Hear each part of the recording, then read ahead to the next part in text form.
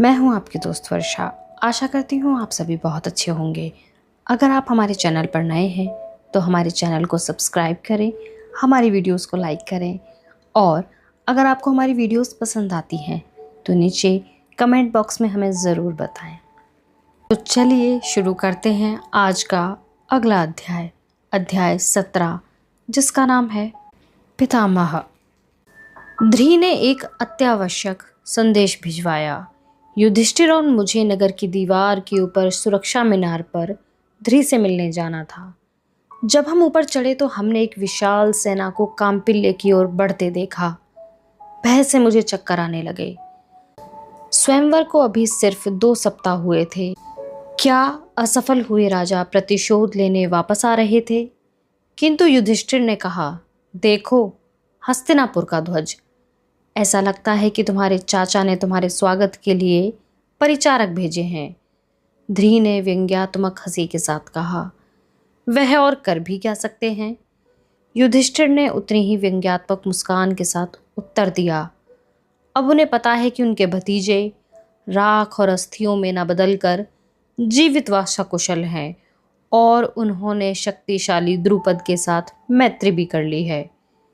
मुझे बहुत आश्चर्य हो रहा था। अपने भाइयों के साथ वह सदैव तर्क संगत बात करता था और जब भी वे लोग अपने कौरव भाइयों को कोसते थे तो वह उन्हें ऐसा करने से रोकता था और डांटता भी था। तो मेरे इस लगभग आदर्श पति के मन में भी गुप्त अनैतिकता थी। वह अब प्राचीर की मुंडेर पर झुका हुआ था, जैसे कोई बालक प्रथम बार मेले को देखकर प्रसन्न होता है। देखो पांचाली, पितामह स्वयं हमें लेने आए हैं।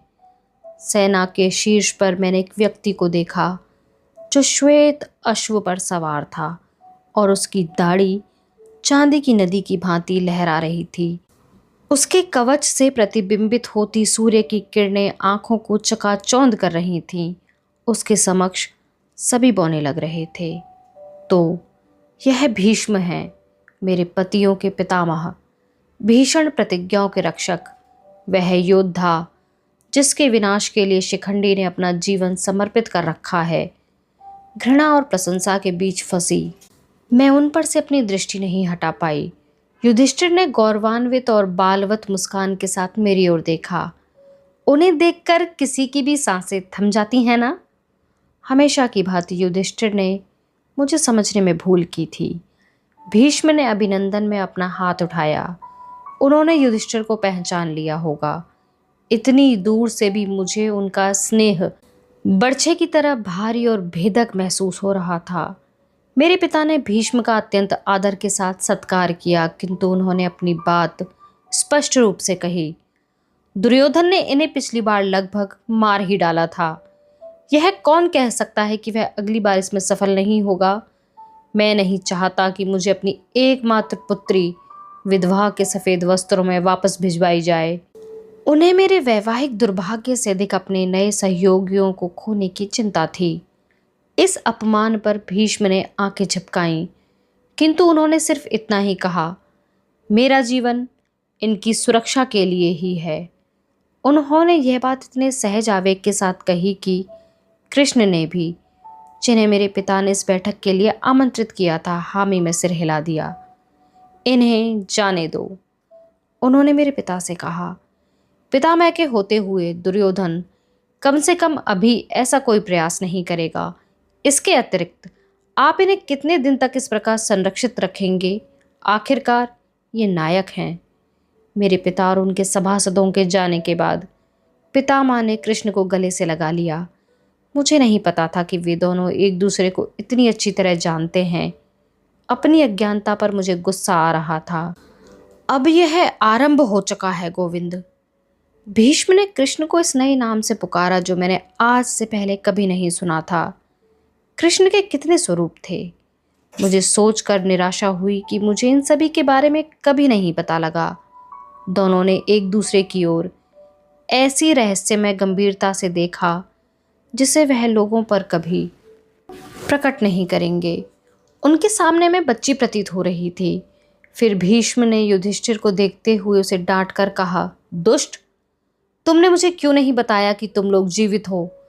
जब मुझे पता लगा कि तुम लोग उस अग्नि में जलकर नष्ट हो गए तो इस समाचार ने मुझे लगभग मार डाला था।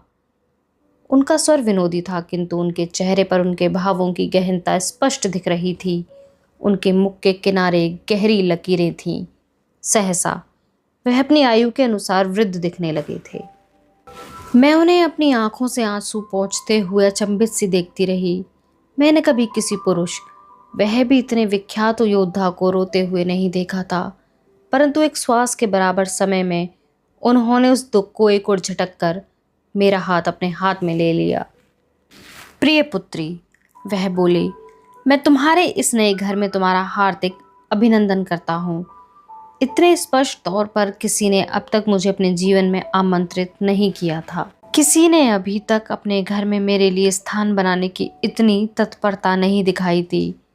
इतने समय तक शिखंडी की खातिर मैं भीष्म से घृणा करती रही थी। यद्यपि अब मुझे लगा कि मैं उनके पारे जैसे आकर्षण का विरोध नहीं कर सकती थी। उनकी मधुर मुस्कान में मेरा समस्त अविश्वास पिघलकर समाप्त हो गया था। मुझे लगा कि मैं अंत में वहां पहुंच रही थी जहां मुझे जाना था। पैदल चलते सैनिकों और रंगदार हाथियों और शंख व बिगुल बजाते हुए संगीतकारों के साथ अपनी विजय के पश्चात पांडव हस्तिनापुर लौट आए। मैं और कुंती चमकदार रेशमी मसनद और स्वर्णिम वस्त्रों के पर्दों वाले रथ में बैठकर आए। हमारे पीछे सैकड़ों लोग मेरे पिता द्वारा दिए गए विदाई उपहार स्वरूप आभूषण आदि से भरे संदूक ला रहे थे। कुंती के चेहरे पर एक छोटी किंतु संतोषपूर्ण मुस्कान थी, और क्यों न हो, उसके पुत्र पहले से कहीं अधिक सुरक्षित व समृद्ध हो गए थे, और उसके संबंधी अब इतने शक्तिशाली थे कि अब दुर्योधन को उन्हें क्रुद्ध करने में संकोच होगा। समूचे भारत में 5 भाइयों से मेरे विवाह की चर्चा थी, जिनकी पुत्रोचित निष्ठा ऐसी थी कि उन्होंने अपनी माँ की आज्ञा का उल्लंघन करने की अपेक्षा एक ही पत्नी को परस्पर बांट लेना स्वीकार किया था। हमारी बुद्धिपरक झड़प में भी कुंती मुझसे आगे निकल गई थी, क्योंकि उसने मेरे और अर्जुन के बीच बनने वाले संबंध को सफलतापूर्वक विच्छिन्न कर दिया था। ऐसा संबंध जिसके कारण आने वाले समय में अर्जुन किसी भी परामर्श के लिए कुंती के पास जाने की अपेक्षा मेरे पास आ सकता था। पित्त की भांति मेरे मुंह में आ रही खटास को मैंने चुपचाप पी लिया। हमारा झगड़ा भी समाप्त नहीं हुआ था। मैं समय की प्रतीक्षा करूंगी और कुंती को ध्यान से देखकर उसकी कमजोरी पहचानूंगी। इस बीच मैंने पुत्र वधू होने की अपनी भूमिका को पूर्णता से निभाना तय किया। हस्तिनापुर का महल कैसा है? मैंने अत्यंत विनम्रता से पूछा। अत्यंत शानदार, उपेक्षापूर्ण स्वर में उन्होंने उत्तर दिया। चूंकि कोई आसपास नहीं था तो उन्हें प्रसन्नता का दिखावा करने की आवश्यकता नहीं थी। वह इतना शानदार है कि तुमने ऐसा महल कभी नहीं देखा होगा। यद्यपि मुझे कुंती की बात पर संदेह था, उन्होंने अपना नया घर देखने की मेरी उत्सुकता को बढ़ा दिया। मैं एक ऐसे ढांचे की कल्पना करने लगी जो मेरे पिता के महल के बिल्कुल विपरीत होगा। खुला और चमकदार, जिसमें सब तरफ खिड़कियां होंगी तथा जिसके द्वार बड़े बड़े आलिंद में खुलते होंगे। उसकी दीवारें चमकीले लाल पत्थर की होंगी। उसके बगीचे रंगों व पक्षियों की चहचहाहट से भरे होंगे। सबसे ऊपरी मंजिल पर मेरा कक्ष होगा और आम की सुगंध से भरे मंद हवा के झोंके मेरे कक्ष में प्रविष्ट होते होंगे। संगमरमर से बने आलिंद में खड़ी होकर मैं संपूर्ण नगर को देखूंगी कि कहाँ क्या हो रहा है, और जब युधिष्ठिर राजा बनेगा तो मैं उसे बुद्धिमत्ता पूर्ण ढंग से परामर्श दिया करूंगी। यदि दाई माँ, जिन्हें कुंती ने नापसंद करते हुए उस जुलूस के अंत में अन्य सेवकों के साथ भेज दिया था, मेरे साथ मेरे रथ में होती तो उन्हें तुरंत पता लग जाता कि मैं क्या सोच रही थी। उन्होंने अपनी जीभ से आवाज़ करके अपने निचले होठ को बाहर निकालकर अपनी मनपसंद बात कहते हुए मुझे चेतावनी दी होती। अपेक्षाएं आपके मार्ग में छिपे हुए पत्थरों की तरह होती हैं, वह आपको गिरा देने के अतिरिक्त कुछ नहीं करती।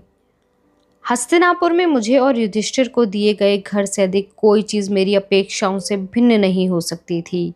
महल के बीच में वर्गाकार रूप से स्थित कमरों का एक खंड था। कुंती के अनुसार हमें सुरक्षित रखने के लिए ऐसा किया गया था। वह एक आंगन में खुलता था जो दुखदाई मुद्राओं में नृत्य करती हुई स्त्रियों की प्रतिमाओं से भरा हुआ था।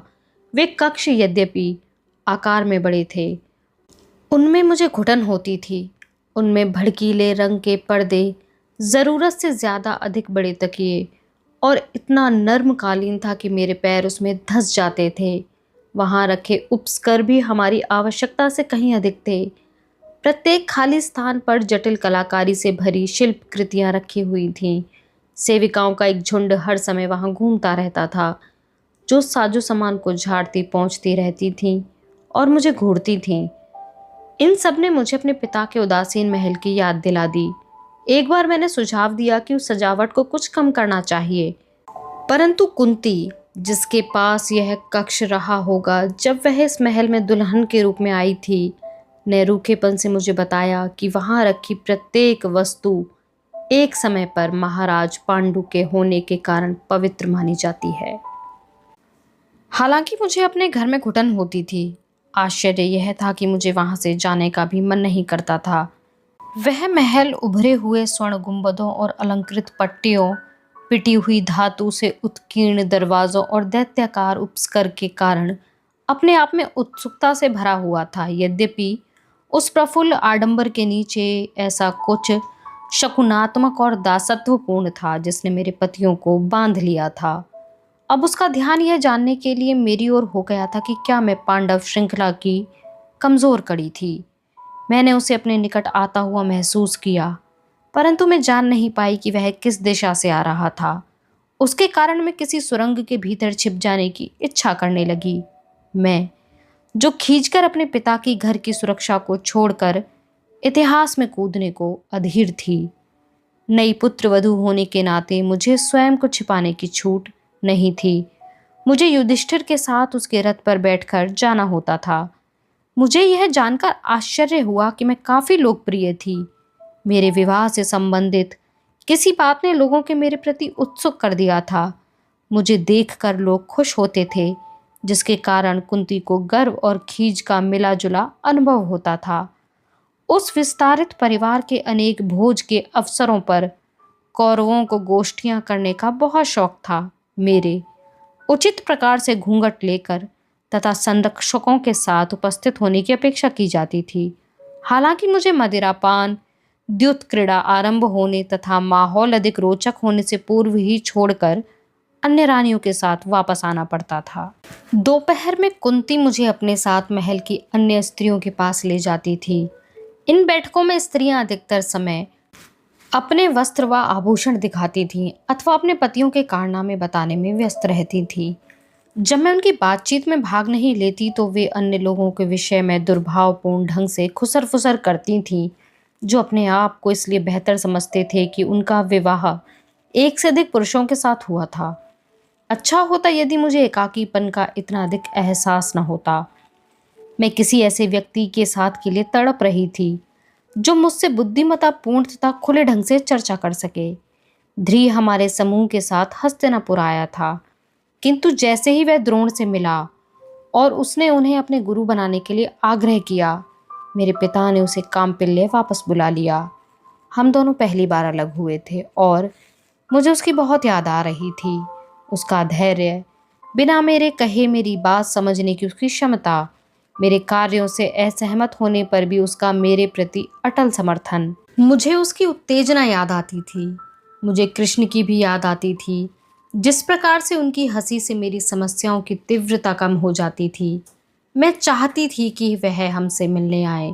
यद्यपि कुंती की बातों से मुझे लगा कि यहाँ हस्तिनापुर में किसी स्त्री को किसी अन्य पुरुष से अपने पति की अनुपस्थिति में मिलने का अधिकार नहीं था, तथापि मुझे पता था कि मैं कृष्ण से एकांत में मिलने का तरीका खोज लूंगी। दाई माँ से बात करके मैं अपने मन का बोझ हल्का कर सकती थी, परंतु कुंती उन्हें किसी न किसी कार्य में व्यस्त रखती थी। मैं तो युधिष्ठिर का भी स्वागत कर लेती, जिसके पास संसार के विषय में अनेक अव्यवहारिक किंतु रोचक विचार होते थे, परंतु वह भी अपने दायित्वों में व्यस्त रहता था और उससे मेरी भेंट केवल शयन कक्ष में ही होती थी। यहाँ आने के बाद जितने लोगों से मेरी भेंट हुई थी उनमें से अधिकतर लोग धुंधलके में खो गए, परंतु उनमें से कुछ भिन्न थे। नेत्रहीन राजा के साथ मजा आता था। जब भी हम मिलते थे वह मेरे पतियों को गले लगाकर जोर जोर से देवताओं से उनके ऊपर सौभाग्य की वर्षा करने को कहता था। वह मुझे शतपुत्रवती अथवा सौभाग्यवती जैसे आशीर्वाद देता था। हालांकि हमें पता था कि उसकी सबसे बड़ी इच्छा यही थी कि पांडव वंश समाप्त हो जाए। मेरे शेष पति उसका पाखंड सहन नहीं कर पाते थे। अर्जुन मन में बड़बड़ाता था और भीम का चेहरा भयानक बैंगनी रंग का हो जाता था। किंतु युधिष्ठिर उस वृद्ध पुरुष के पैर छूकर विशुद्ध स्नेह के साथ उसका कुशल क्षेम पूछता था। क्या वह कोई संत था अथवा उसमें सामान्य ज्ञान का अभाव था? कुछ भी हो, किंतु इससे मन में बहुत खीज उठती थी। इसके बाद आंखों पर पट्टी बांधे बैठी गांधारी थी, जिसकी पति निष्ठा को लेकर अनेक गीत लिखे गए थे। आरंभ में मैंने उसे नेक और अत्यधिक परंपरागत मानकर उसकी उपेक्षा कर दी थी। स्त्रियों की बैठक में वह कोई मत व्यक्त नहीं करती थी। पारिवारिक भोज पर वह अपना ध्यान सिर्फ अपने नेत्रहीन पति की आवश्यकताओं पर केंद्रित रखती थी। कुछ सप्ताह देखने और बात करने पर दाई माँ ने बताया, उसके मौन से मूर्ख मत बन जाना। वह अत्यंत खतरनाक है और लोगों की कल्पना से कहीं अधिक शक्तिशाली है और किसी भी दिन वह इस ताकत का प्रयोग कर सकती है। दाई माँ ने मुझे यह भी बताया कि किस प्रकार एक देवता ने गांधारी के पत्नी व्रत से प्रसन्न होकर उसे एक वरदान दे दिया था। यदि वह आंखों पर बंधी अपनी पट्टी उतारकर किसी को देख ले तो वह उस व्यक्ति को स्वस्थ कर सकती है अथवा भस्म भी कर सकती है। मैं इससे अत्यंत प्रभावित हुई। मुझे भी ऐसा वरदान लेने में कोई समस्या नहीं होती। मुझे दिए गए वरदानों की तुलना में यह अधिक उपयोगी था और उतना विचित्र भी नहीं था। उसके भाई से भी सावधान रहना, दाई माँ ने कहा। कौन? शकुनी? मैंने उसे दुर्योधन के दरबारियों में साथ बैठे देखा था। वह अत्यंत दुर्बल और वृद्ध था और उसकी भवें बहुत भारी थी। वह मुझे देखकर एक बार कुदृष्टि के साथ मुस्कुराया था। मुझे अपनी सेविकाओं की बातचीत से पता लगा कि द्युत और नर्तकियों में उसकी बहुत रुचि है। आप बहुत अधिक चिंता करती हैं, मैंने दाई माँ से कहा। किसी को तो करनी ही पड़ेगी, वह कठोर स्वर में बोली। और तुम्हारा ज्येष्ठतम पति तो निश्चित ही तुम्हारी चिंता नहीं करता और उसे यह भ्रम है कि समूचा संसार उससे प्रेम करता है। हस्तिनापुर आने के बाद एक व्यक्ति जिसे मैंने अब तक नहीं देखा था वह कर्ण था। मुझे पता था कि दुर्योधन, जो उसे अपना निकटतम मित्र मानता है, के आग्रह पर कर्ण अंगराज्य को अपने मंत्रियों के भरोसे छोड़कर अपना अधिकांश समय हस्तिनापुर में व्यतीत करता था। मुझे यह भी पता था कि मेरे स्वयंवर के तुरंत बाद दुर्योधन ने विवाह कर लिया था और कर्ण से भी ऐसा ही करने के लिए कहा था, परंतु इस एक मामले में उसने अपने मित्र की बात नहीं मानी। जब मेरे पतियों ने आश्चर्य से इसका कारण जानना चाहा तो मैंने अपने संपूर्ण आत्मनियंत्रण का उपयोग करते हुए अपने चेहरे को शांत रखा और निश्चिंत होकर अपनी श्वास को सामान्य बनाए रखा। मैं यह स्वीकार करती हूँ, कर्ण को भुला देने की पांडवों के लिए अच्छी पत्नी बनने की अपनी प्रतिज्ञा के बावजूद मैं कर्ण को फिर से देखना चाहती थी। मैं जब भी किसी कक्ष में प्रवेश करती तो अपने घूंघट में से ऊपर देखती। मैं स्वयं को रोक नहीं पाती और कर्ण के वहां उपस्थित होने की आशा करती। यह मूर्खतापूर्ण विचार था। यदि वह वहां उपस्थित भी होता तो उसने निश्चित ही अपना मुख मोड़ लिया होता, क्योंकि मेरे द्वारा किए गए अपमान का घाव उसके मस्तिष्क में अभी ताजा था। मैं बेशर्मी से छिपकर सेविकाओं की बातें सुनती और कर्ण के विषय में जानने का प्रयास करती थी। मैं अनेक बार दाई माँ से यह पूछना चाहती थी कि कर्ण कहाँ चला गया था। दाई माँ के रहस्य जानने के अपने तरीके थे, किंतु ऐसा करने से पहले मैंने सैकड़ों बार स्वयं को रोका। यदि उन्होंने मेरे मुख से उसका नाम सुन लिया होता तो उन्हें पता लग जाता कि मैं कैसा महसूस कर रही थी। हालांकि वह मुझे सबसे अधिक प्यार करती थी। मैं उनके सामने भी इस रहस्य को प्रकट नहीं कर पा रही थी, जिसे अपने हृदय से निकाल फेंकना मेरे लिए संभव नहीं हो रहा था। आज की वीडियो में बस इतना ही। अगर आपको हमारी वीडियो पसंद आई है तो आप हमें कमेंट बॉक्स में ज़रूर बताएं कि आपको यह वीडियो कैसी लगी है। तब तक के लिए हमारे साथ बने रहने के लिए आपका बहुत शुक्रिया।